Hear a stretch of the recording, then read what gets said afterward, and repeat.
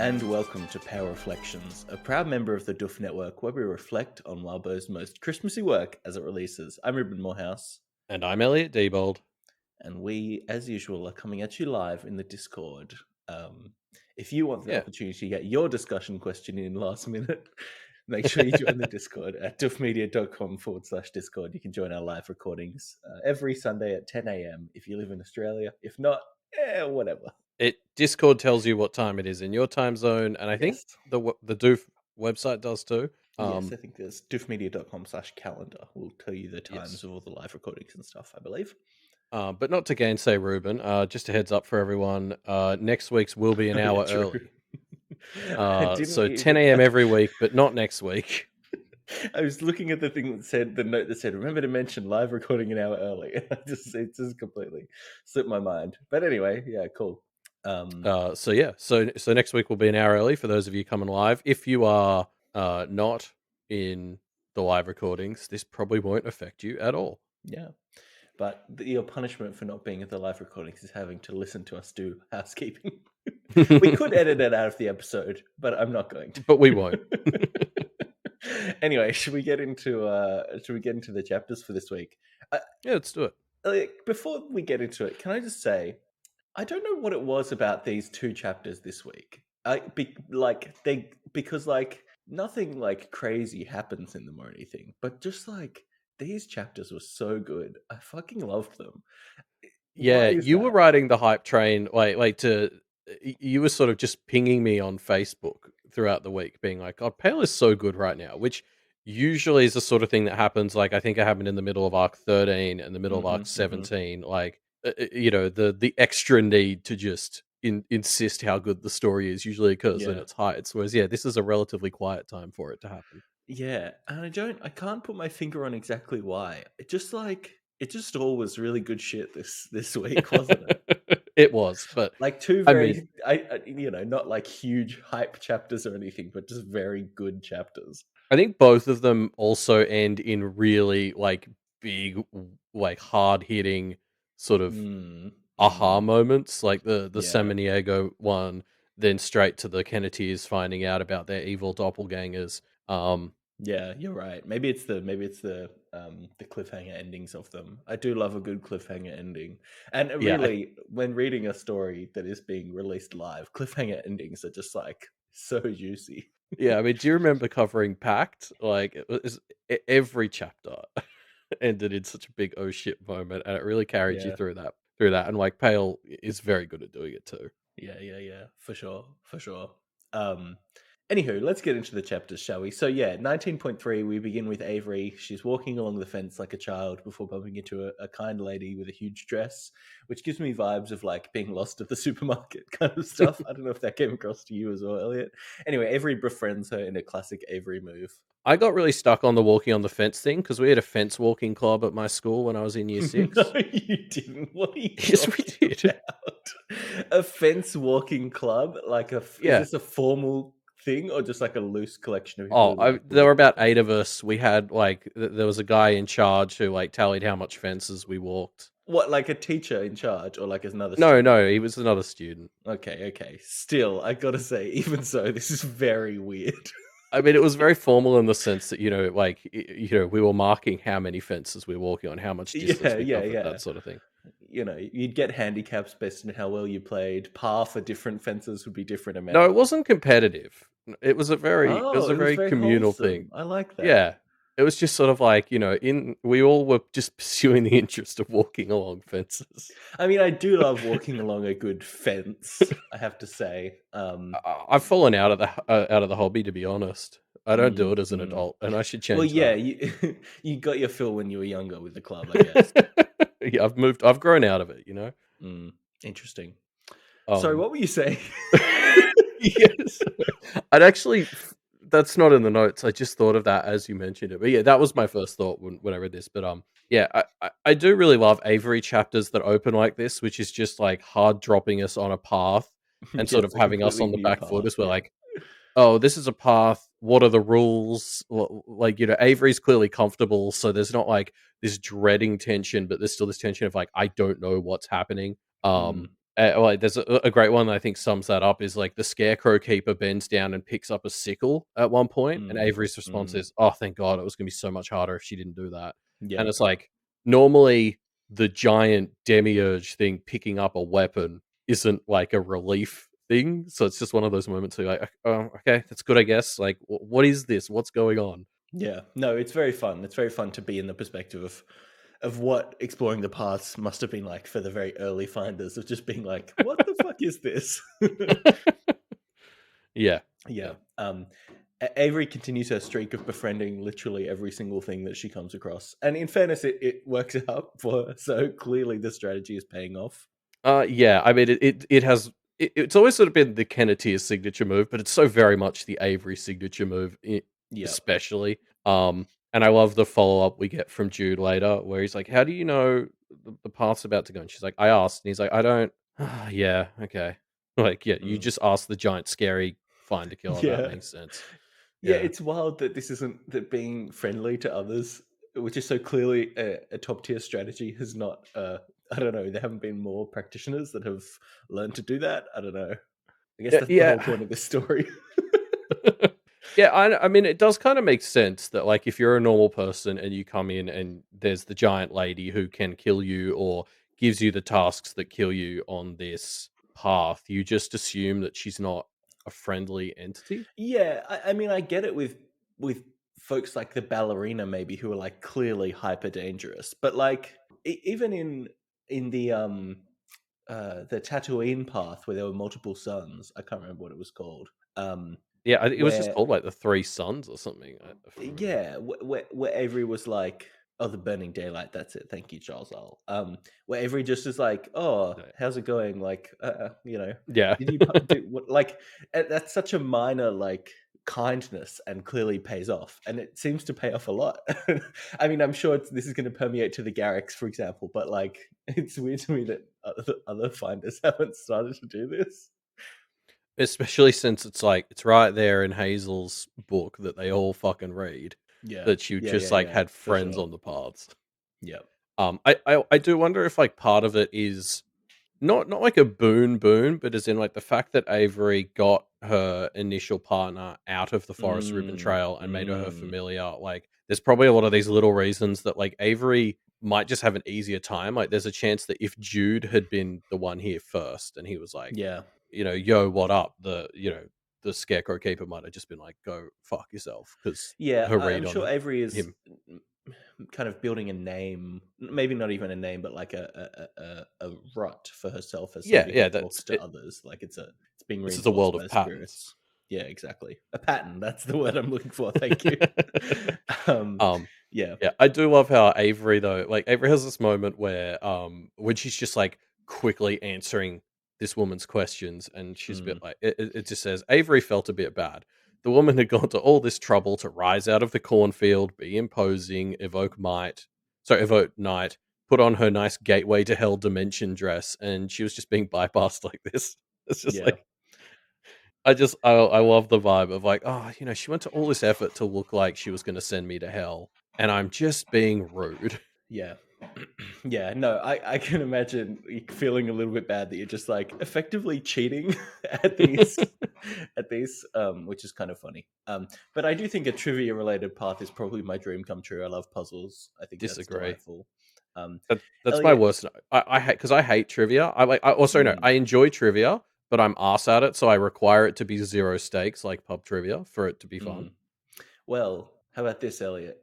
Because I I knew know this was you coming. always talk about how good you would be as a finder. So let's put What? that to the test. It's time for us to play Scarecrow Lady and Walking Fence Path game. All right, here we go. Now, My favorite luckily, game. Elliot, these are all questions that I know 100% you know the answer to. Well, Um, at some point I so, did. yeah. So, everyone, you can play along at home if you want. All right, I've got 5 questions for you here, Elliot. Let's say if you get 3 out of 5, you'll win. Otherwise, I'll replace you with an evil doppelganger. Okay. Okay, that's fair. All right. Here's the first question. Wait, The evil? independent, the independent monarchy, and that's all that I know of it. Oh, they're just the questions from the fucking chapter. You son of a So, what's bitch. the answer, Elliot? What's the answer?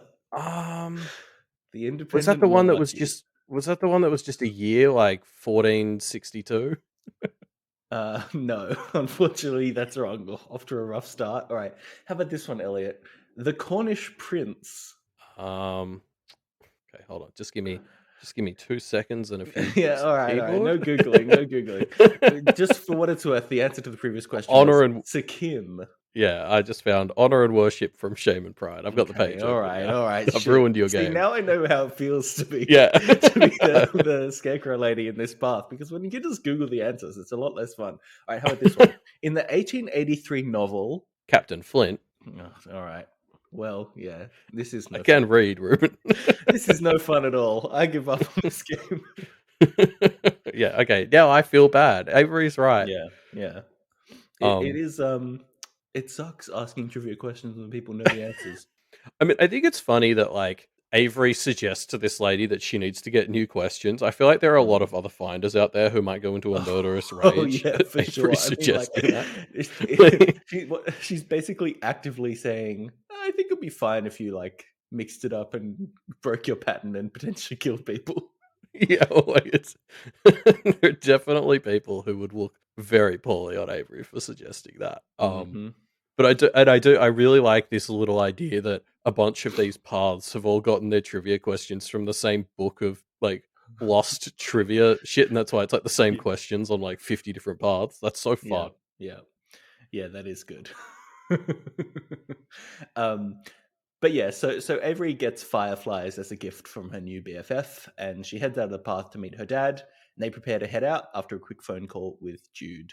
I can't wait to find out that these fireflies actually have some like legit ability that will become Mm, clutch at some point.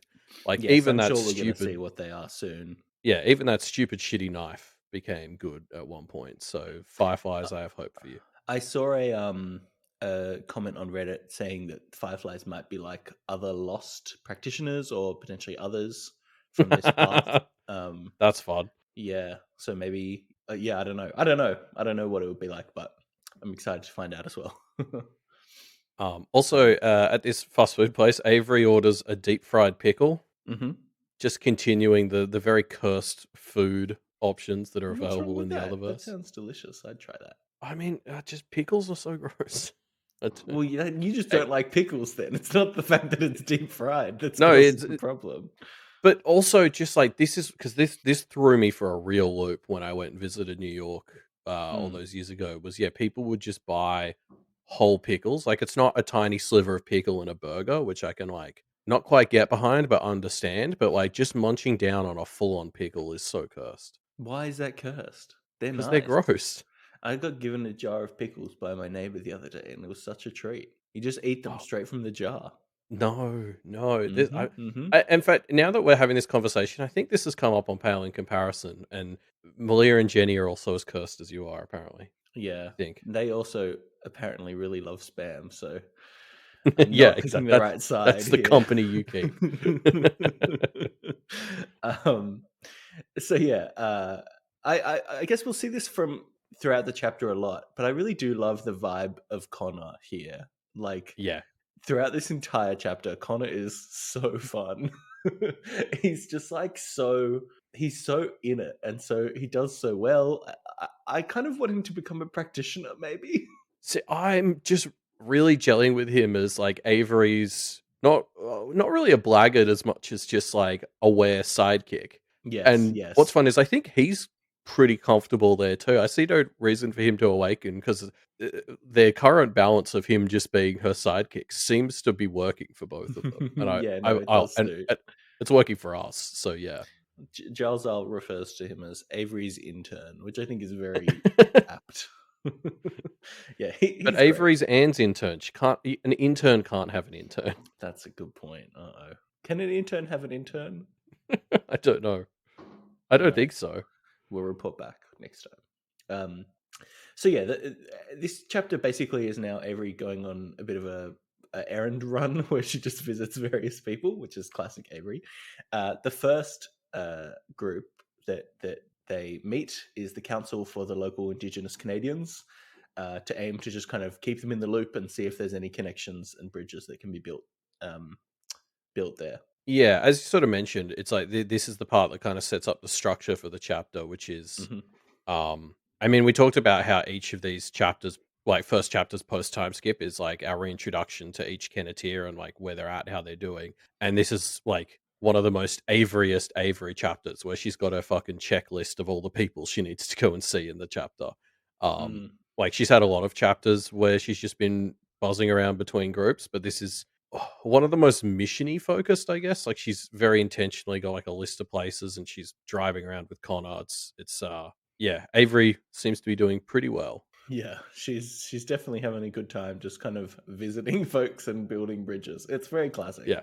Um, I do. Sorry, before Mm, we get into the specifics of this meeting, I do just want to also say the gift Avery brings them is this thing she's cooked called a magic cookie bar, which mm. I had to Google what that was, and they sound pretty nice, but just like the dork What is that? energy of Is that a real bringing, thing? Sorry. yeah, they are. What is it? It's like like this weird little baked thing with like chocolate chips, Oh, coconut. Like it it looks pretty looks nice. nice. Yeah, it looks Yeah. delicious. Um, Magic cookie bars. Wow. but just imagine coming to a practitioner meeting and baking magic cookie bars as your thing. Like that's such Avery dork energy. I love it. Yeah. Wow. Chocolate chips, coconut, and nuts set in a caramelized layer on a graham cracker crust. Yeah. Hmm. Ellie, can you remind me what's a graham cracker? I feel like that's a very I think that's American just like a thing. saltine cracker. Okay. Okay. Oh, interesting. Looks sounds nice. No, okay, we're Oh getting a no. lot of no's in the Oh, chat. uh-oh. People are saying that is not correct. I It's a did think that sweet that was a cracker. weird base, so that makes Mm. sense. Yeah, we don't really have Graham. Well, I think they call them graham crackers in America. I don't know how much that's just Graham's pronunciation. crackers. Okay. Sweet flavored cracker made Sure. with graham flour. Yeah, It kind whatever. of looks like I an don't know. Arnott. It kind of looks like an Arnott's biscuit. Yeah, it almost kind of looks like a mild shortbread cracker, I want to say. Yeah. Anyway. But Anyway, yeah, they so sound moving nice. on. I mostly just was bringing this up because I thought it's such a weird move to be like, you know what I need to bring to this practitioner meeting? Magic cookie bars. Yeah. Yeah, not just baking cookies, but making magic cookies. Yeah, good stuff. But yeah, this is a very fun like section of the chapter. It's very much I mean, this whole chapter actually really is just Avery doing some world building for us, going to visit people that by definition we haven't really interacted much with in the story yet. And this is a very fun one because it's clear there's a whole world here that Avery's just a complete outsider to, right? Yeah, it's fun. It's very fun. Yeah, and I like this sense of just like it doesn't feel like we're going to do a whole bunch exploring this indigenous side to the practice or whatever. It's just kind of Mm. like this. Avery's just touching on it because she's trying to touch on everyone, as she said. Like it would be stupid to overlook the First Nations. Yeah, especially seemingly, or you kind of get the impression that it's a group that would be overlooked by practitioners like Mussa Yeah, quite yeah. frequently, which means potentially the exact kind of people that Avery should be talking to. Yeah, and like I guess to touch on the vibe of this meeting, and you know, I'm obviously trying not to go into this too much because I'm like a white dude in Australia. I have Mm, next to mm. no knowledge You're an about expert First in Nations regional people in Canada. Canadian Yeah, groups, yeah. exactly. Um, but like I love their vibe of just this like very open distrust and like I'd call it Mm, like mild hostility. Like they're not mm. like you know super hostile, but they're very clearly like not friendly.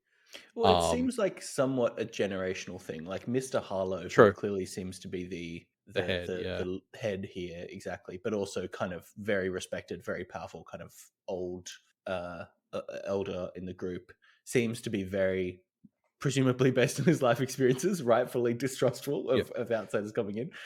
Whereas I can't remember the other person's name who's like more I think it's Joe. connected. Yeah, clearly more willing to like be a part of this world.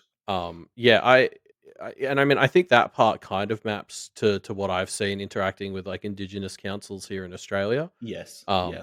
And yeah, like I so forget, I just I kind of love how Avery didn't really try to get around it or invalidate it at all. Like Mm, she was mm, never trying to say, "Oh, look, you know, you can trust me," like blah blah. She was just kind of constantly saying, "Look, here's what I'm thinking," like, and you know, not trying to get around it or undo it, just sort of saying, "Yeah, fully understand. I'm just saying I think like blah blah blah, and I'm not trying to do XYZ. Like I Mm. kind of really liked that energy of her not trying to like do a 5-minute speech to fix relations Yeah, to between fix Kennett and systemic the First oppression Nations and people. racism. Yeah. Yeah, No, like it is good, isn't it? Avery is very coming in saying, "Here's my piece." Like, if mm, you want to, basically extending an offer for more collaboration that seems to be potentially interesting, but not something that they're like super eager to chase down. Which yeah, and not really fair enough. hiding like her connections to people like Ray or anything, or trying to Yeah, like yeah, downplay yeah, any of that stuff. yeah. And I also love the details we get on how like this First Nations council. It's kind of the one that deals with practice related things, but it's also the one that's building the local school and like doing all this other community management. Like that's not Mm, stuff that's completely separate in their yeah, society, it seems, yeah.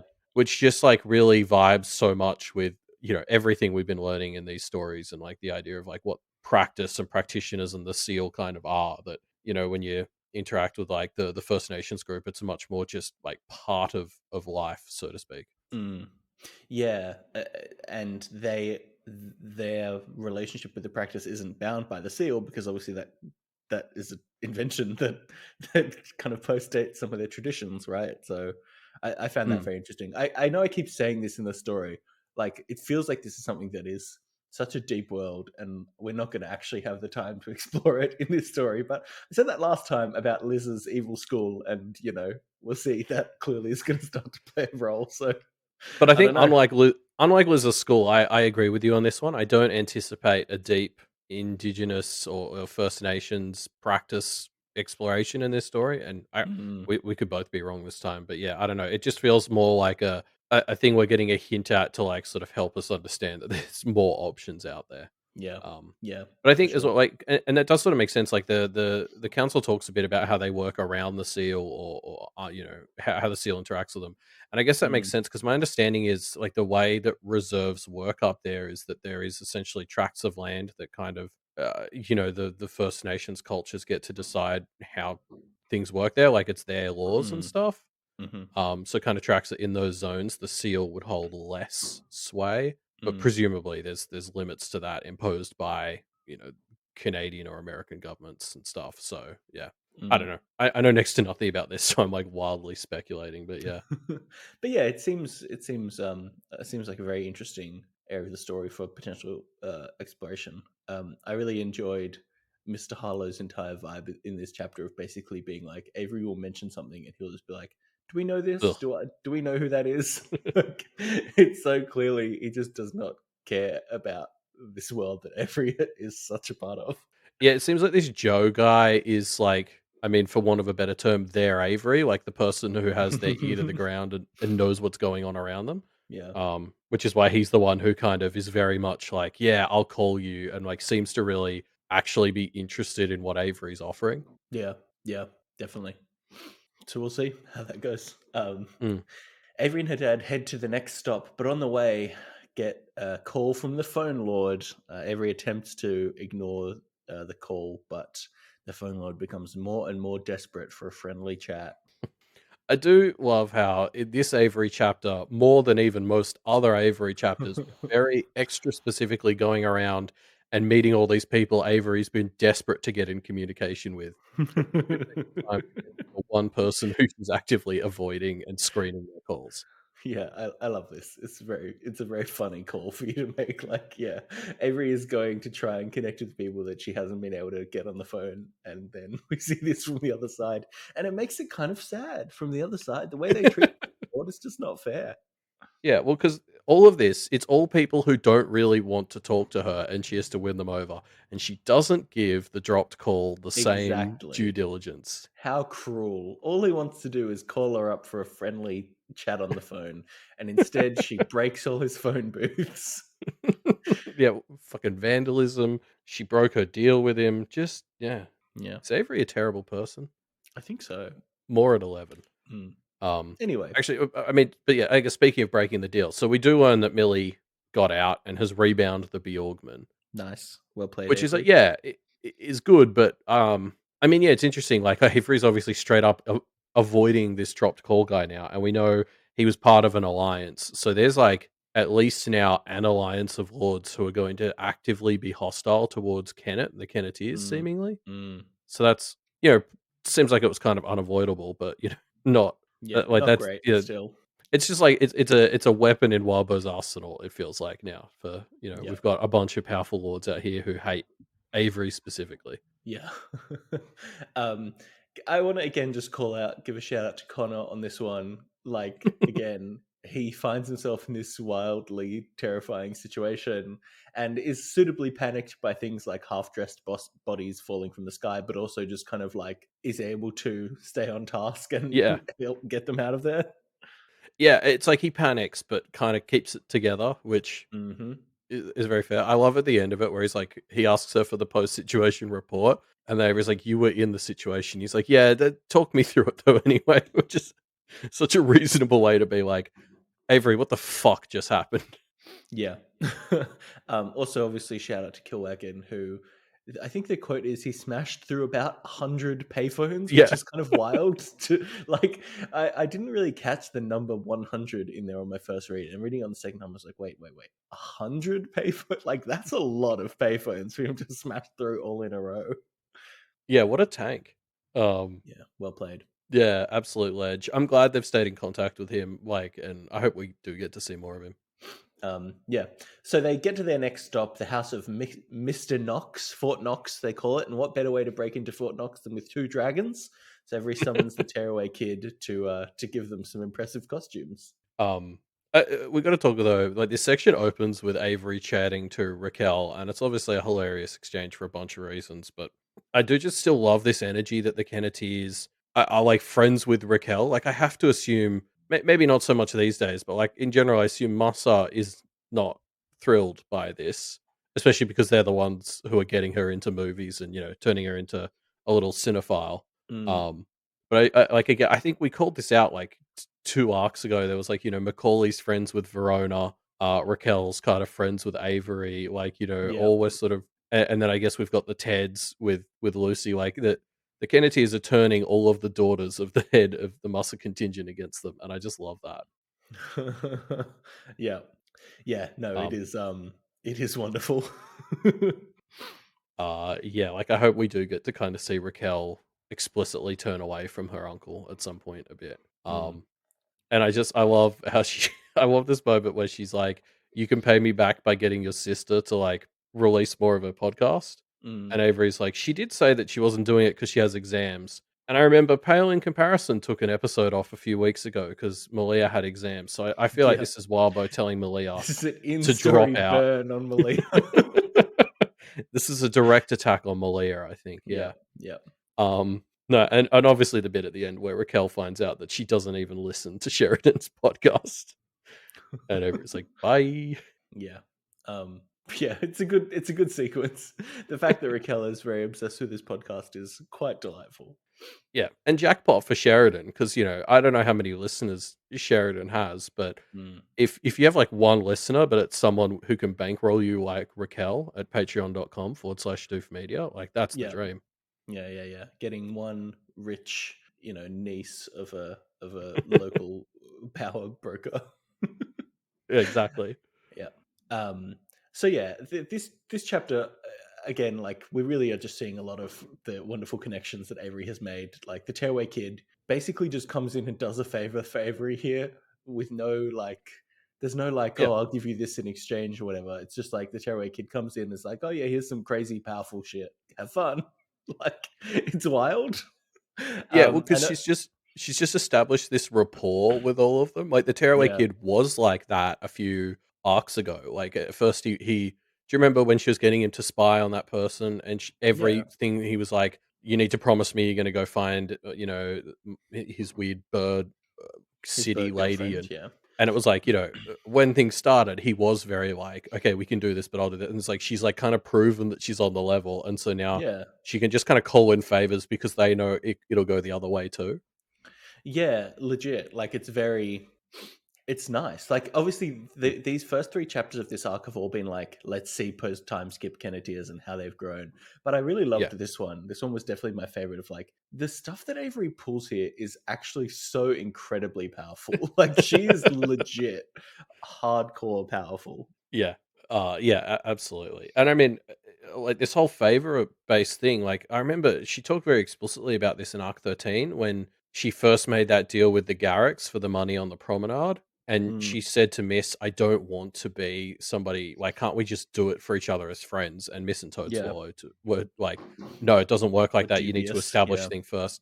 And then you can get there. And what we're seeing is like, yeah, it's worked with the Garricks. Now it's clearly worked with the Tearaway Kid, apparently Killwagon as well to some Yep. degree. Like Yep. you're right, and it's made her so powerful. Like now she's zipping around the province, just fucking summoning fake dragons, escaping lords. Like she's a fucking beast. Mm, yeah. Um, Speaking of fake dragons, another classic Connor scene this chapter. Yeah, I mean, this is fucking comedy gold. Yeah. And all the follow up too, the way Mister Knox makes the joke about overcooking the dragon's egg while he was in there, like Hmm. it's just a great example of something that's really hard to do, which is a straight up joke about like law in your universe. Um, and then also like Connor explaining it to Kelsey excitedly too. Like he's all like, "I was a dragon," and it's like just tactically leaving out the details of what he did as said Yeah, how dragon. terrible of a dragon he was, which was very fun. Yeah, good stuff. Um, Also, yeah, the moment where the tearaway kid is like, "Oh, try putting this on," and Avery's like, "Wait. You can share your costumes." Like, I think I like almost word for word thought that in my head when he went to Hmm. hand her the thing. I was like, "Hold on, he can share the costumes." Yeah. But Like, luckily, we see why it's not as good as you might immediately no, think, because these costumes are there's pretty limits. rough to operate. But yeah, it's very funny. In general, I love all the little moments with the tearaway kid. Like every time he comes in, he just sort of challenges the human status quo in the funnest ways. Like when Connor says he's Avery's dad, the tearaway kid is like, "Oh, I don't have one of those." It honestly seems like a weird way of going about things. Which touches on what we talked about in the reflecting episode. Yeah, Yeah, coming soon. yes. Well, I think Um, to live listeners coming soon. To everyone else, already came. yes, true. But yeah, so this chapter ends with the wheeling and dealing that Avery has been kind of building towards. She gets to talk to Clem and Samaniego at a cafe, which is a big name drop when you see it. Yeah, Um, that's such an oh fuck moment. Like, I know, isn't it such a good ending? God, it's like the possibilities here, assuming that this conversation doesn't go terribly, are really very endless. yeah, and it's so good because like the witch hunters so obviously feel like something that should be aligned with Kennet, Mm, considering kind of what they are. yeah. But like with all the history that we had with them in arcs like 12 and 13, there's like some uphill climbing to do there. But Yeah, yeah, but we yeah, do yeah. have this It picture of Samaniego as like kind of a reasonable witch hunter, right? Like he seems like yeah, he's kind of on the level.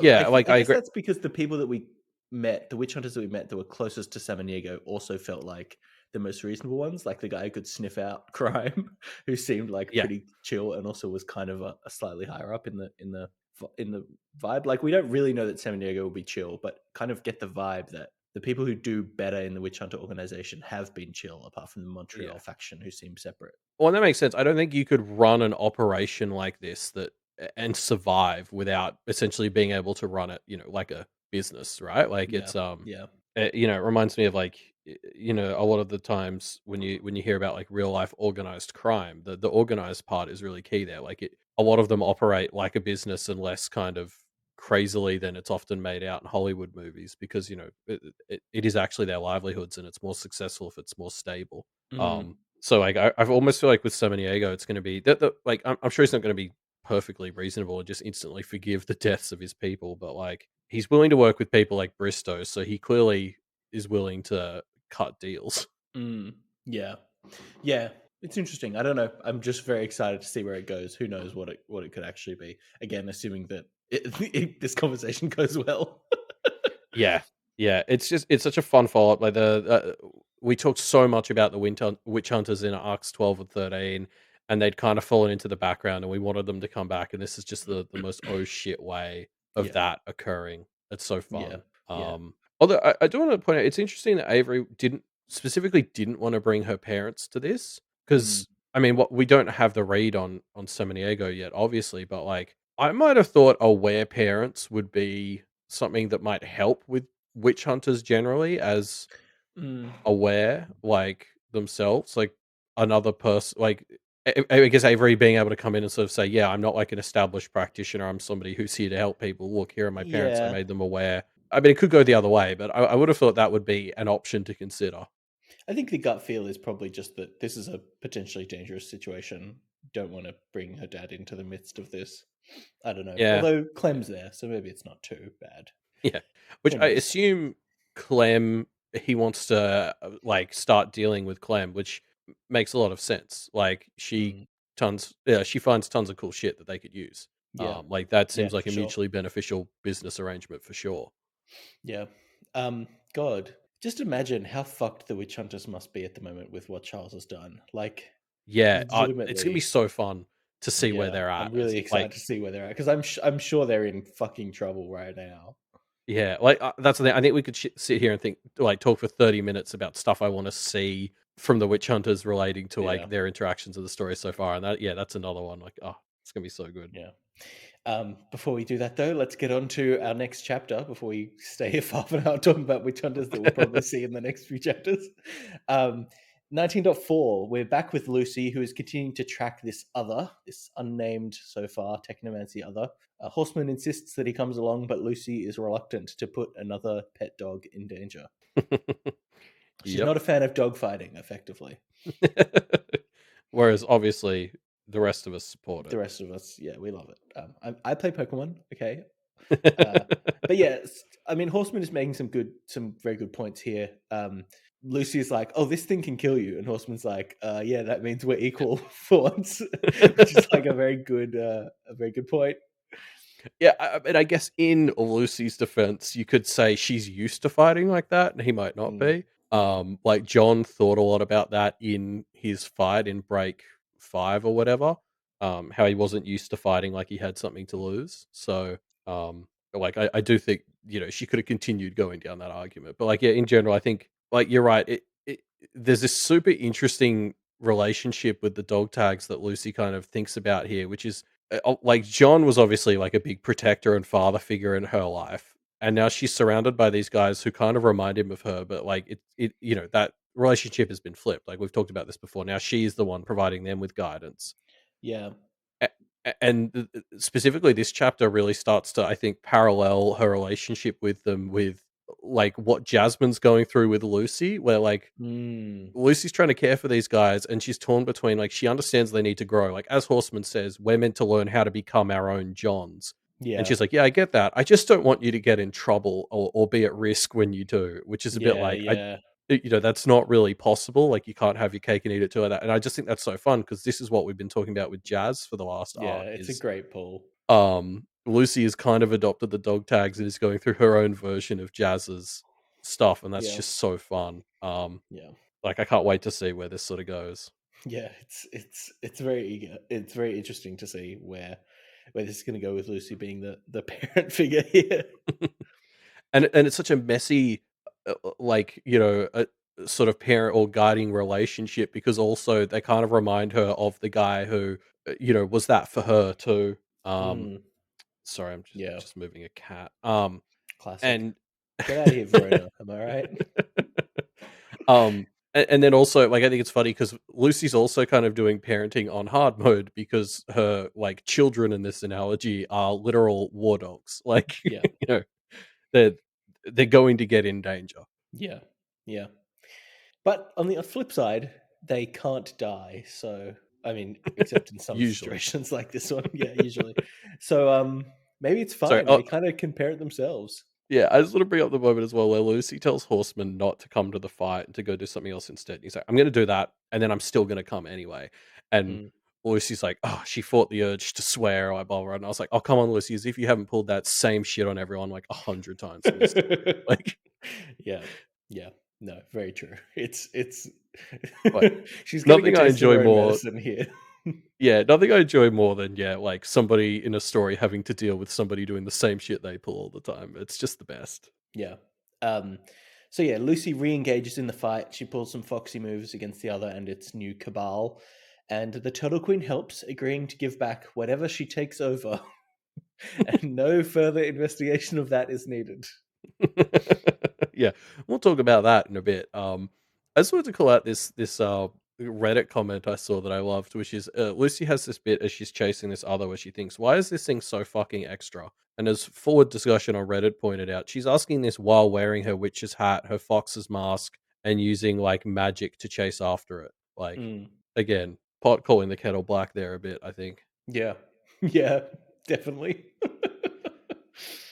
But yeah, I still continue to enjoy this multi-fox form that Lucy's kind of committing to with the winter glamour. Like it's a really fun way of leaning into this vibe she's always had of like many different ways of fighting back. Like she's got some goblin methods, she's got fairy methods, she's got her war dog methods, and now she can kind of employ them all at once. Like it's such a fun sort of way to capture what's so threatening about her as a fighter.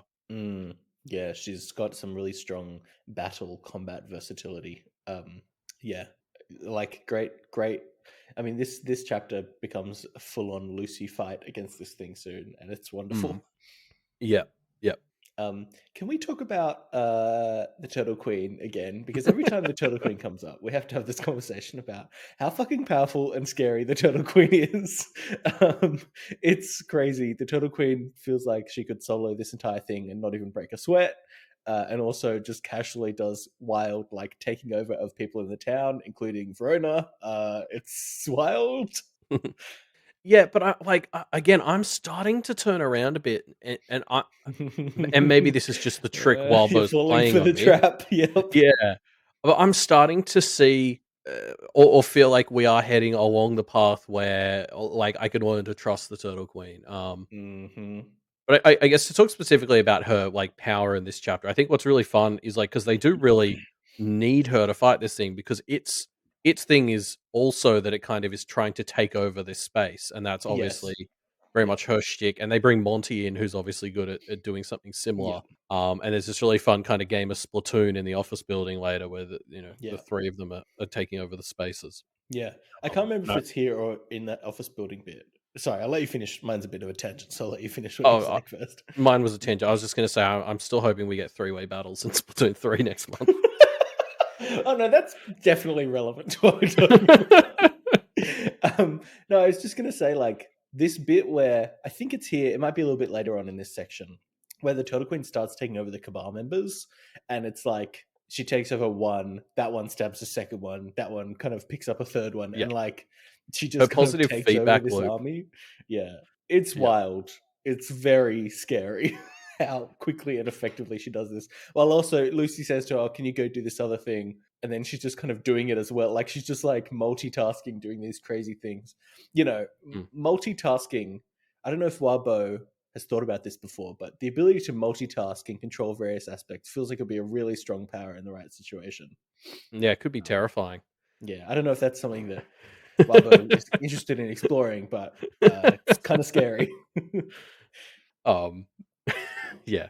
Um, and I get just jumping ahead a little bit. It is worth pointing out as well. Like, so this technomancy other, as well as establishing what kind of person to some degree, this first Chucky Angel we're going to meet is. Mm, I think it's really important that kind of the first other that we see from them is one that is here to specifically like take over space and like claim it mm, and like mm. make or, like the Yeah. first thing we're seeing from the Chucky's Angels is essentially something that's coming here and saying my space, mine, like blah blah, and they kind of have to fight it off, and it's really hard, and that it sort of sells how this relationship's going to go at the start, at least. Mm.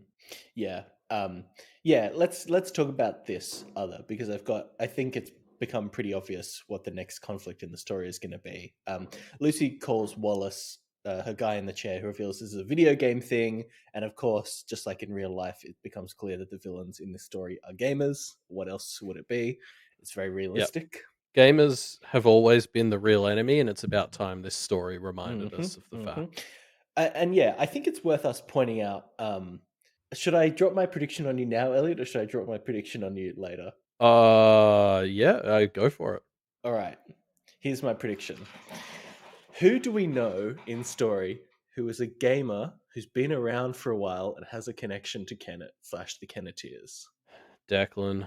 Exactly right. Here it comes. Declan villain arc. It's happening. I mean, the thing I hate about this is I can see it. I could really like. Uh-huh. Uh-huh. I does Declan go to St. Victor's? I don't Like, know, but yeah, like I hate it this. I hate it this because I can't. actually makes so much sense, right? Oh yeah. Oh, there's somebody in chat. Tommy B has suggested the 3 Declans for the 3. Yes, the 3 Declans are the evil counterpoint to the Kenneteers. Yeah, I mean, it wouldn't surprise me to learn that, like, even if it's not Declan, it's like somebody who he's interacted Yeah, with. or like one of the 3 Declans is Yeah, like has yeah, gotten pulled in. Like I mean, I'm not trying to say as a joke, I would maybe say Declan has been a secret evil yeah, practitioner this whole time. But like, really, what I see happening is potentially Declan is going to have a connection to one or multiple of the St. Victor's yeah, people that Liz has taken over, and that is just so ripe for beautiful yeah. torment. You're right. I hadn't thought of that. I'm fully on board with that. Yeah, it's so good. I haven't I seen had Buffy. I forgot. don't know what Wildbow's referencing. I had forgotten that part of Buffy. Yes, that's fair. It's been a while. If I'm Does pretty sure. Yeah, Buffy's brother become an evil gamer in Buffy? Is that Buffy spoilers? I guess I don't know. I haven't seen it, so what the fuck do I know? it's been like 12 years since I binged it. I'll probably get a bunch of facts wrong, like the last time I tried to talk about Buffy with Scott. So, Mm. anyway, yeah. It's sidetracking a little bit. I do also want to call out that, like, as Wallace is explaining what this game is to Lucy, he says that this bad guy, whose name I already forgot, Father Father Kobar or something. Gobar. Gobar, yes. Yeah. Was the focus of the Black Candenza DLC from Void Opera, and I love how Wildbow can just straight like that. That absolutely It's sounds nonsense. like a game. It's exactly what a video game would be called, and it's Yes, nonsense. like yeah. He's picked the absolute best set of words to just throw together, and I'm like, that genuinely sounds like DLC for a game I could buy on Steam right now. Mm. Even though yeah, he's just thrown a bunch of rando names together. It's so good. Can we? I just want to talk about the fact that actually the villain is somebody who, I mean, you can just feel it. You can just feel this gamer who's like, oh, this character Father Gobar is so cool. It's like the fucking Torment Nexus tweet, right? Like looking at a character who I'm sure is some um satire of fascism in some Yeah. game or something like that, right? And being like, oh yeah, I'm gonna pull out Father Gobar to fight on my side, and then I'll be the goody because I have the villain fighting for me. Like, God, it's such perfect, exquisite gamer lack of self-awareness. Yeah, and so for people who don't understand Ruben's reference, the Torment Nexus tweet Yes, is sorry. um what a tweet where a guy basically says that a tech company releases Torment Nexus from the classic sci-fi novel Don't Create the Torment Nexus. Yeah, which is Basically effectively, pointing. yeah. I mean, it's real life. Like so many products released by real tech companies are things from Well, dystopian sci-fi. to talk about a big one that's here in Sydney, in Australia, the company Palantir that makes Yeah, surveillance yeah, software and named themselves after the evil scrying orb thing from Lord of the Rings. I mean, it's literally so exactly like Father Gobar is. I could just see is going to be a perfect example of this. yeah. I actually interviewed to work there at one point, and then you know how like when you get a job interview, you're meant to do like research on the company, so you know what Mm, you're talking about. mm. That was what turned me off wanting to work there. So I went to research Yeah. their company, and it was all news articles about all the evil shit they were doing. Well, they used to sponsor the Suits barbecue a lot, right? Yeah, For yeah, people who didn't go to the exact university that Ellie and I went to. The IT society at our university would host like a weekly barbecue, and it was often sponsored by companies looking to kind of connect with new graduates. And Palantir would do it a lot. And I think I mm. was like, oh, that's kind of cool the first time I encountered them. And then as soon as I found out what they did, it's ridiculous that they named themselves Palantir, right? Like it's got to be a joke. Yeah, it's like what we talked about the other week where like I love this show on Amazon Prime called Upload, but Mm, the point of Upload the show is that big tech is bad and it's this thing that is like causing us to all withdraw and not communicate properly and become lonely, which then makes us more vulnerable to the rich people kind of extracting or like, money and like just our livelihoods from us. mm, And mm. just the ballsiness of putting that on Amazon Prime is just like Yeah. yeah, you almost can't help but laugh at just like the fact that this story where Jeff Bezos is essentially the villain is on Amazon Prime and we can do nothing about Yeah, it's let's not think about it too much because it's kind of it. depressing the more you think Yeah. about it. Instead, let's talk about this cute scene where Lucy calls Wallace, and it's very nice, and he's so helpful. And God knows how Lucy's going to explain this later, but it was very fun. Um, Yeah, because he's the good kind of gamer. His gamer knowledge saves lives mhm. here. Well, I mean, he is literally living the dream of like being the phone a friend for somebody who needs to Yeah. answer a gamer related trivia question, right? And being like, yes, finally. Yeah, he's literally living like 14-year-old Elliot's dream, which is his Pokemon trivia, mattered. Yeah, Um, and unfortunately, he doesn't know this. He's gonna have to yeah. stick it out with Lucy to the point where she makes him aware before he could ever know how important his knowledge of void opera truly is. Mhm. Um, but yeah, so they chase Father Gobar into an office building where they summarily beat the shit out of him. Unfortunately, Lucy doesn't double tap him, and he escapes through her phone. Yeah, and as you sort of mentioned, just like it's not the sort of thing we get to cover in this podcast, but like such good action. Like this is obviously a huge chunk of this chapter is just like high octane sort of action. Yeah. Um, yeah, it's very fun. Such a fun fight. Like Lucy just kind of dismantles Father Gobar. He tries to escape. His escape options are cut off by TQ and Monty. Like it's very fun. And then Lucy ruins it. As this was happening, I was like, Lucy, your phone, no, your phone. And then it happens, and Luce, you goober. I I'm not as clever as you. I didn't think of it till after it happened. Then I was like, "Oh, Lucy, you done goofed it." And I was kind of judging her, and I was like, "I hope she doesn't judge herself too much." And it seems like she Mm. doesn't. She kind of takes it in stride, which is Yeah, nice because I would have yeah, been beating myself up about this. yeah.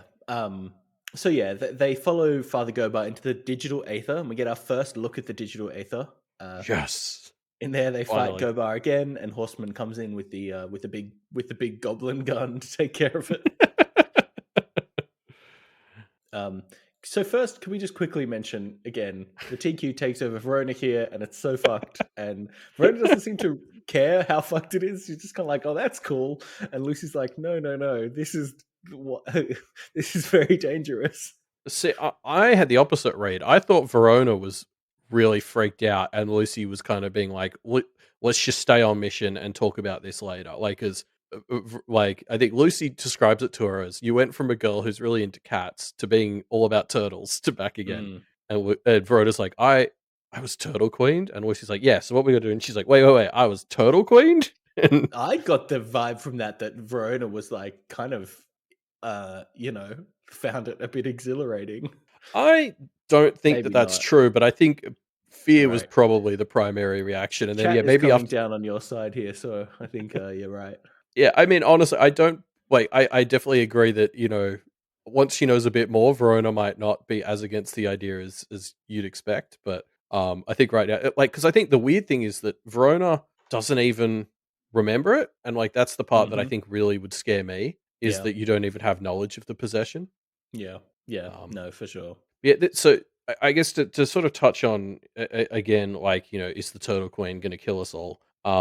There's an interesting focus here on how the Turtle Queen interacts with the idea of teamwork. Like very specifically, Lucy sort of is like, "Hey, come on, be a team player," and then says the Turtle Queen gives her a look as if she's never heard those words before. Mm, Which is funny, but like it also kind of comes right after the Turtle Queen did a combo move with Monty to poison a mm, lot of the priests. mm. So there's this like interesting thing here where yeah, like because I don't think any of us have ever thought the Turtle Queen is evil so much as I've always more just thought she was like too much of a just a simple pattern who like couldn't stop herself. Yeah, yeah, Like for I sure. guess I thought of her as less of a person to some degree. Mm. because like she'd have like less control or choice over some things, but like this here really indicates some level of ability to grow. Like, I kind of get the vibe from her working with Monty here and this talk with Lucy that like she might learn to be a bit of a team player, and if she can grow in that way, I can see us being able to stick by the Turtle Queen and her growing into like a cool ally. Mm, mm. Yeah. Because like that suggests an ability to overcome the limits of where she started. Unlike Liz, for example, just pulling a random name out of a hat. Um, yeah. Yeah. So, because yeah, like the Turtle Queen, whose head we saw in 16 or 15 Mm. interlude, was scary. But if Kennedy's giving her the opportunity to grow, then I can learn to trust her. Yeah, I think you're right. This chapter kind of makes you feel like there's some hope that the Turtle Queen will not just be a villain. She is kind of Yeah. she does do some team play, which is nice. It's gonna come down to whether she is, like, willing and able to overcome her Yeah, natural tendencies. which she seems to be able to. Like Monty has a few kind of conversation, or not conversations, lines with her that kind of lean towards seeming like that's going to happen. So yeah, Yeah. I've got my um, fingers crossed. I think it's far from a done deal either way, but, like, this is sort of like, "Okay, no, I can see the path forward now," which helps. yeah. I think as Turtle Queen is in this story more and more, it's going to change to be more about the Turtle Queen. So we're going to get more and more Turtle Queen over the course of this story for sure. I mean, that would be metatextually appropriate, yeah. So yeah, we get our first proper look at the digital Aether here, which is very fun. It required a biometric scan to enter, of course, because why wouldn't it? Yeah, I had a real trouble not defaulting to just thinking this all looked like, the real world in the Matrix. Yeah, yeah, Like, because it was all pipes and stuff everywhere and the sky kinda lighting up the way it did, and I was like the description, I was like, "I don't think this looks like the Matrix," but it was where my brain kept defaulting to. yeah. Tron was called out by M easily impressed in chat as well, which is definitely what my brain was kind of picturing, like that I cyber, like 80s cyber stuff, I'm Googling what that is. or like that episode of Futurama Oh, where yeah. they go into the internet. Yeah, it's just like Wreck-It Ralph visually, the digital Aether, I think. Yeah, yeah, yeah. Oh, okay. Yeah, I can see. Oh, this is Tron Legacy. I don't know if that counts, but yeah, I can kind of see that. Anywho, good times in here. That bit when Horseman is shooting gremlins, and Lucy's like, "How many times have you practiced using Bangnut as a gun?" Which is delightful. Which kind of evokes this image of them just kind of practicing down shooting Yeah. cans, which is delightful. Yeah, well, because we used to hear like about how John kind of got on with the goblins, and so Yeah, you can imagine these younger war dogs just like hanging out with the goblins and getting into some of the yeah, same dumb rowdy shit that the young goblins are into. yeah, for sure. Yeah, Horseman gives major John vibes in this chapter, doesn't he? As Mirthstrike kind of says in chat as well. Like Yeah. this is like classic John stuff. I know Lucy's kind of committed to grandfather in a lot of ways, like most of Yes. the time, but Horseman, you're right, has felt more John-esque to me than grandfather ever did. Yeah, yeah. Now, one more thing we need to talk about here is there's a moment where Verona and Lucy kind of have a little conversation in nuance about Yeah. their plan to kill Charles, and Verona seems to imply that the little guys are the key to taking down Charles, which is a clear indication that she's going to get the brownies involved again, the old Verona special. But yeah, like what Sorry, does this what? mean? Do you think? Yeah, she's going to get the brownies to kill Charles. She's going to have Charles thank the brownies, and then the brownies will become lord of the region, and everyone will eat really delicious food. Yeah, no, you're right. All those dots, they're so close together now that, now that I Hmm. see It it all all makes laid out in front sense. of me. Um, But yeah, like what do you yeah. think this means? I mean, I guess I'm not at all confident in, but like part of me is like, oh, is this? We used to talk about like replacing the lords and judges, kind of looking like the way the monarchy has sort of been replaced in England, where it's like Yeah, yeah. it's still there, but it doesn't actually have any real legislative power anymore, and it's actually handled by democracy essentially. And so the little guys is Verona pushing for a democratic alternative to the judges feels like a real stretch, but that's the best I've got. Yeah, I could see it being referencing giving power to the little people, giving power to the folks. Like genuinely, what's interesting about the world of the Otherverse is you would need to have a serious conversation about what the line is where somebody gets a vote. Like, because obviously we're going to draw it so others get a vote, but like, what Mm, exact capabilities, facets of your personality, etc., do you need to be able to get a vote? Because the line of personhood is multifaceted and very murky on a lot of those facets in this world in a way that's like I don't know that I'd ever be comfortable deciding where those lines are, but to some degree, I think if you wanted to have democracy, you'd kind of have to. mm, And like that's a that'd be such a sticky conversation. mm, yeah, yeah, Like, does the Turtle Queen get a vote? Because she's just going to vote for herself, for example. yeah, Like, yeah. I don't know. but yeah, or It's like tricky. minor spirits and echoes and stuff. Like, at what point does an echo get a vote, if ever? Like, Mm, hard questions to answer there. yeah. Yeah, I'm very excited. I'm very excited to learn more about what Verona's bloody plan actually is. So yeah, Lucy then heads to see Wallace, but unfortunately overhears his mum being pretty terrible about her, and she leaves. But Wallace pursues her. Yeah, and it's like, I mean, the disappointing or like the tricky thing about Wallace's mum here for me is it's kind of like the way I see it is she's like a bit of a control freak, right? Like she wants to Mm, know Wallace is safe and kind of have some sort of degree of understanding or control over most of his life so she can protect him. And like that's why I think she brings up Savannah because as she says she's friends with Savannah's mum and it's like, that's a very known quantity that she'll be able to exercise control over. And so like the racism angle is almost like this side effect of the core problem, like because the racism comes from the xenophobia of Lucy being unknown, and like that's where the concern comes from. And it's like that, as Lucy has often talked about, it's that indirect or more subtle racism which is harder to call out because it's not the root of the problem to a degree. Like, I mean, Lucy does call it out to a degree where she says, his mom could have just gotten to know her and fixed it, but like I don't know, it's tricky because it's that racism, but not in its purest form, which almost makes it harder to root out or like address. yeah, yeah. I mean, I think it is. Lucy relates this back to her experience with Paul's family, and it's very clearly Yeah, like demonstrating the implicit racism here.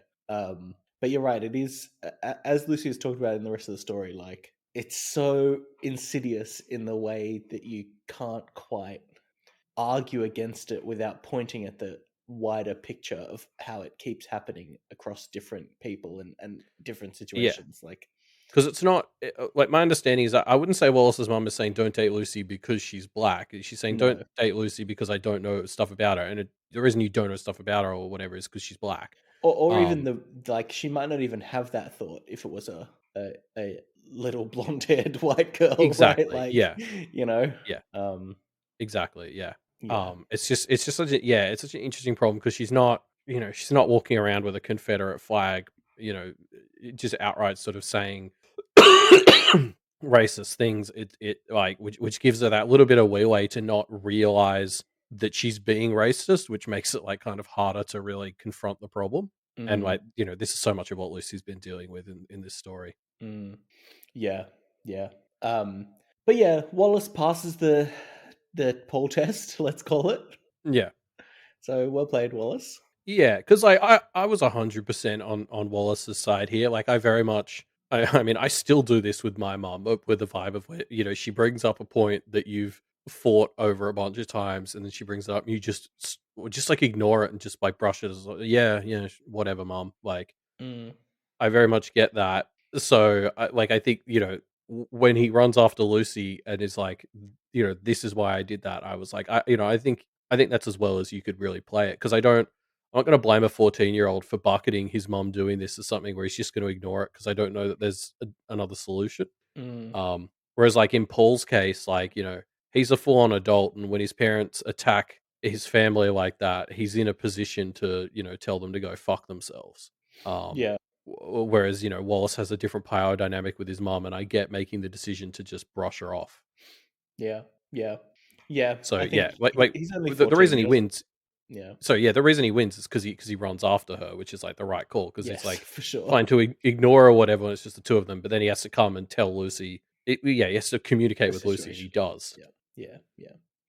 Yeah. So well played, Wallace. Thumbs up. But yes, they converse, and Wallace reveals something interesting about this Father Gobar stuff. The code for Father Gobar is reminiscent of the code that they're taught at St. Victor's, and there we have it, the smoking gun. Yeah, this is so fun. I can't wait to meet Chucky's angels and see how their reflections of the Kenneteers. Yeah. Yeah, But can we touch on this when they're kind of thinking about where this might have come from?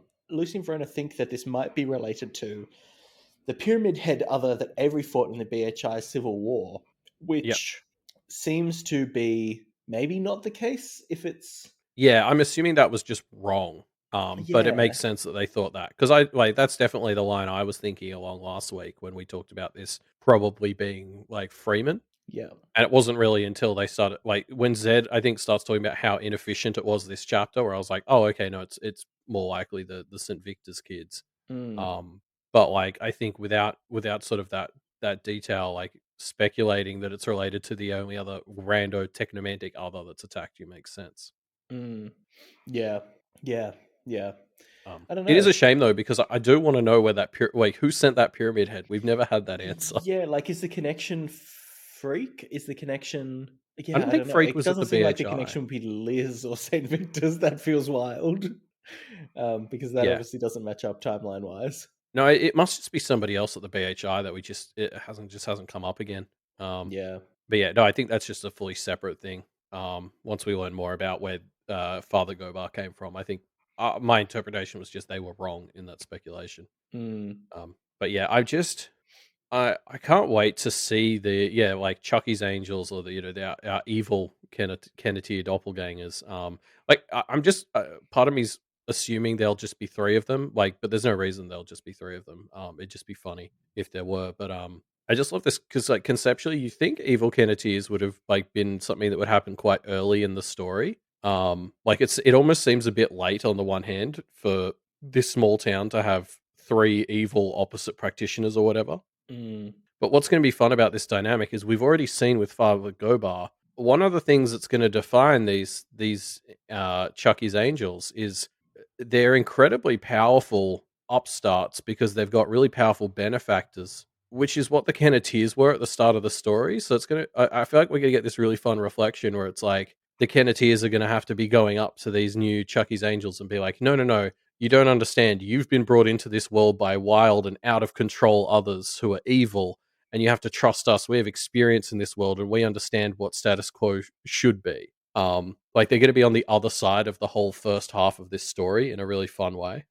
yeah, yeah. I think it's an interesting mirror for sure. Like, Um, yeah, just the idea that like these are going to be practitioners being super powered by crazy by powerful dangerous benefactors, others. Yeah. and they don't know as much about this world, but it's not going to matter because they've got access to more raw power. Like it's going to be the Kenneteers fighting who they were at the start of the story, and that's so fun. And then like on top of that, as since Liz is one of their major patrons, they are in a very real sense of the word going to be the practitioners of Kennet, Mm, which is like a really fun attack on the Kenneteers that we haven't had in this story. The one consistent thing they've always claimed is that they're the practitioners of Kennet, and like this will be potentially the first attack on mm, that role for them. Like these are other practitioners of Kennet chosen by the city spirit, so they might even, to some degree, have more claim over that role, which is very fun to think about, and really continuing to set up this like Liss versus Miss dichotomy. yeah. Yeah. Very interesting. And then I suppose the other thing I wanted to mention, like about what we could do with them, I'm so enamored by this idea. I've just been like wildly speculating what we could do with them. In 18.y, when Charles talked about them, he mentioned them as being ambassadors for what Charles and stuff were doing. So again, you got this other comparison to Miss, where Charles is seeing whatever they set up at St. Victor's as them defining their version of the Kenneteers, like their ambassadors who will decide what they or show off what they think practice is about. So I can't wait to see them because it's also going to we're going to be able to read into like what is Charles's and Co's, like what do they think the practice should look like, because he's creating this world that's removing the concept of innocence and creating all these Kennet Belows, and where does he think practice fits into that is such an interesting question. Yeah. Yeah. Also, they come from the Catholic school. Yeah. So the guy who went to an Anglican school in me is really hoping they lean hard into like the ritualism, because Interesting. at the risk of offending all of our Catholic listeners, my read on Catholicism as a boy who went to an Anglican school is that it's like Protestant Christianity, just with a bunch of pagan ritual stuff on top.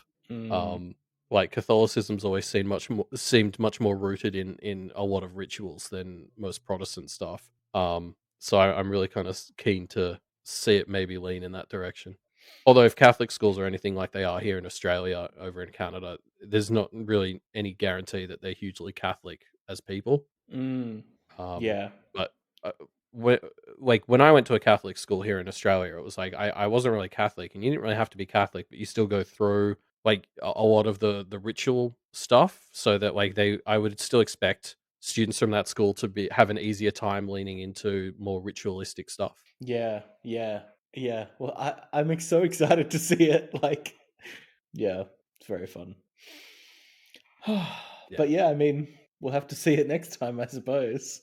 Yeah, I Hopefully. can't I because I feel like the Kennedys are gonna want to try and win them over, and I just think it's gonna be so fun seeing them be on the other side of the conversations that defined the first half of this book, but now they're in the right, but the other Mm, way. yeah. Yeah. But that'll, yeah, we'll see how the evil school shapes up in the future. God, we've got a few interesting things lining up for this arc, the Samaniego chat and the showdown with Liz's school kids. Yep. So I have to see how that goes in the coming weeks. But for now, it's time for us to wrap up the discussion of these two chapters, but not yet wrap up the episode because we still have some more stuff to do. First of all, a quick reminder, folks, that if you want to make some predictions, as I made this week, my great Declan prediction, and Which I'm uh, fully on board with. yeah, you can do that by finding the link to our Pale Protector form in the show notes down below. Yeah, we haven't got that many predictions at the moment, but definitely send in your predictions, and we might read. We usually will read out predictions that we really like on the show. Yeah, I mean, hit us up with your I mean, we need a better term because as the chat has pointed out, and I agree, Chucky's Angels feels better like to talk about Seth and his other crew of Forsworn. Mm, So we need like a term for the evil Kenneteers. I don't know if there was an evil set of Planeteers or Musketeers. yeah. The listeners. Yeah. Anyway, let's talk about discussion question answers, shall we? Yeah. Um, So the discussion question we ran over the last 2 weeks was: if you were a goblin, what do you think your shtick might be? yeah. Uh, very fun discussion question. I really loved it. Oh, Um, sorry. Somebody suggested Negateers, which I like. oh, Negatives is fun. But yeah. So, what was your favorite one, Elliot? Which was my favorite? I'm trying to think. Oh, you know what? I'm going to call out the Bavarian Barbarian as one of my favorites. Who IRL has very flexible joints, which means that they kind of would hyperextend that as their goblin version of themselves to basically be a kind of like squishy, boneless blob octopus. Hard to Yeah. grapple, a very terrifying thing that would just kind of, you know how octopi can like fit through tiny little spaces, like that kind of Yeah. vibe. I think that's very fun. Although if I might make a suggestion to Bavarian Barbarian, I don't think get rid of the bones entirely because I think it's grosser and more upsetting if you do still have bones. They're just very stretchy and bendy. Mm, Like, I think an octopus is less gross than that guy from that X-Files episode who fits through the vents by just stretching himself a bunch and like fucking up his bones. Like, I think it's more fun if there's definitely bones in there and you're bending them and they look weird. yeah, yeah, you're right. That would be more So terrifying. yeah, so I totally love Bavarian Barbarians' direction they're going in. I just think keep the bones because that's worse and that's more goblin. Yeah. I think a minor goblin that would be very fun to read about was Smunchlitz, whose whole shtick would Yeah. be baiting people into annoying jokes, e.g., D's nuts or like what's up dog style of things, Yeah. which So would be like kind very of fun. Yeah, it reminded me of Slagar, who Yes. slavishly slays, like a Yeah. similar-ish sort of thing where you're controlling the words around you. Yeah, Um, and if somebody falls into your word trap, you get a boost. It's just like so annoying in a very goblin-y way. we got an answer from Vice Versailles as well, who sometimes goes by VV, who mentioned that they wanted to be a bump in the night, a bit like DD. But they outlined some sort of technomantic ish gear they might have, like headphones absolutely chock full of earwax, which lets you hear like heartbeats and other sort of bodily sounds more easily. And they talked about their goblin's end goal would be becoming a VTuber who uses like a goblin model as their model, to hide the fact that they're really a goblin. Yeah, yeah, I like that. The VTuber goblin is a very fun idea. I also liked Screws's answer. Well, so first off, they wrote a bunch about being an Oni goblin, which it was cheating. But then they did talk about being a sort of techno goblin slash gremlin who jams bits of electronics in their head to try and like access Yeah, the internet from their head. And so they talked about like being able to sell goblin shit on eBay or just like trolling on places like 4chan with yeah, just yeah, yeah. which in the other verse is probably about 70% of 4chan's users is little goblins with shit jammed in their head doing this. Now that I've read it, Yeah. Maybe the grossest one and the one that really affected me the most was Fleet Feathers, who came up with a trio of goblins that were all focused around fungal infections. yep, yep. So that made me very uncomfortable, which I guess is makes it a sign of a successful gobsona. Yeah. Yes. So we're going to talk about this word gobsona that was introduced Mm. by Tomato Sauce 3. It might be the most cursed word that has ever come out of the internet. No, it's pretty good. Yeah, no, it works. That's what I hate about it though, is that it works. Um, but yeah, their Gobsona was somebody who's all about like it being imposing, but not really being able to back it up. So this kind of take on imposter syndrome. So they're talking about Yeah, like yeah, scars, but they're yeah. actually tattoos of scars, constantly swearing, like just sort of trying to give the impression that they're this major badass, but it's But actually, they're actually none of not. it's Yeah, real. exactly. Which I think is very fun and a very unique goblin take for sure. Yeah. Um, what else? What else do we get? I liked I'm easily impressed's answer. So first of all, they clarified why they're a power reflections listener because they think if they were a goblin, they'd focus on being amazed at mediocre things. mm, Um, so the whole vibe of their answer kind of reminded me of Ram Jam a bit, where it was like they're just amazed at things like, oh, what a cool lunchbox, or like what a great pair of yes, socks, which is like how Ram Jam yeah, is with nails. But they're sort of a bit like that with everything kind of mediocre, and then they're unimpressed by yes, actually cool things. yeah, Um, and so they're talking about the power they get there is like undermining when people do really big or cool things because that doesn't impress them. yeah. Almost like a kind of a mild skeptic, but a goblinized version of this, which I think was a pretty cool idea. Yeah, yeah, We got Sweet Manzana, who again succeeded in making a goblin that I'd find genuinely disgusting, which I think is a sign of yeah. success. All Yep. around bodily fluids and stains, and really the word ooze probably is a pretty key feature of describing this goblin. Yeah, so my understanding was it was a goblin who sweats all their bodily fluids. So they sweat pus, Hmm. they sweat blood, they sweat more sexual fluids, I guess. And so they're just like leaving stains everywhere they go. And when they're full, they like look really bloated. And then like they get really wrinkly as they dry out because they've sweated all their fluids. Yeah, Um, gross. yeah. Yeah, and So they I called guess themselves by scum sweats, which is a yeah, very good name. terrible. Um, terrible, terrible stuff. Oh, and then we had a late entry from Beluga.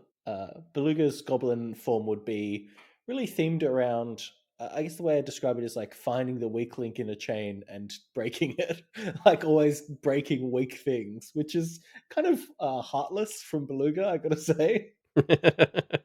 um, yeah, and so we did get another Discord last minute answer from Oh, did Giles we? Zal, which I'm just quickly reading now. Oh, I missed it. Basically, a whole bunch of like snot and mucosal leaking is kind of my quick summary of this answer. Gross. Um, I'm glad so I like haven't read that one then. sealing a handshake, and you know how sometimes like people will spit on their hands to Spit. like, Yeah. Yeah. yeah, but when they do it, it comes out really mucusy and sticky. Gross. That's a good one. Yeah. Yeah. Good As is somebody actually the who right word for it. was recently about 80% mucus by volume on the back end of having COVID, I can relate to Mm. this answer. You were this goblin for a bit. Exactly. So, Elliot, we've got a new discussion question, but I've got a different one to pitch at you. Oh, okay. Hit me with it. Which video game monster would you summon to be an other? Oh, that's more fun. Yeah, let's do that. All right, so that's going to be My our new one's too discussion serious question, and boring. folks. Yeah. We can get back to your more serious, story-driven one next time, I Yeah, believe. I'll leave it in there. It's a good backup one, but yeah, Yeah, I I like like this it. one. So, If you were going to what was summon it a exactly? character from a Which? video game as another, who would it be? Which video game character would you summon as another? Along the lines of obviously Father Gobar. As a buddy, as a warrior, it's up to you. Take whatever you want from this one. Yeah. As a familiar, I don't know. I mean, who's your answer, Ruben? I was thinking, I've kind of restricted myself in my head for some reason arbitrarily to just think of like video game characters that already are like allies, like a Yoshi kind of character. I think Yoshi is not a good example because summoning Yoshi, the whole tongue thing would get very weird very quickly. Probably a lot of drool cleanup.